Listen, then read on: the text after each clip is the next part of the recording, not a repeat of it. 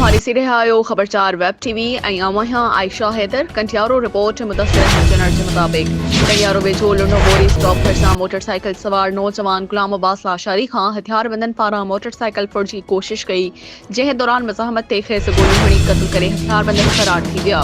वारसनि पारां जाम ॻोठ साम्हूं कंटियारो क़ौमी शाहराह ॾों नौजवान गुलाम अब्बास जो लाश रखी धरणो हयो वियो, जंहिं सबबि क़ौमी शाहराह बंदि थी वई आहे। क़ौमी शाहराह ते सवई गाड़ियूं बीहजी वियूं आहिनि।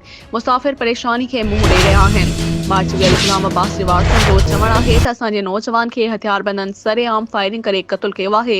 ॾोहारी रण ॿारे छॾियो आहे। जेसिताईं ॾोहारी गिरफ़्तार न थींदा तेसिताईं एहतजाजी धरणो जारी रहंदो।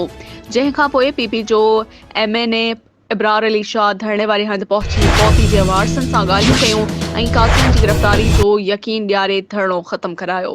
नाज़रीन, ॾिसंदा रहो ख़बरचार वेब टीवी ऐं पढ़ंदा रहो ख़बरचार अख़बार।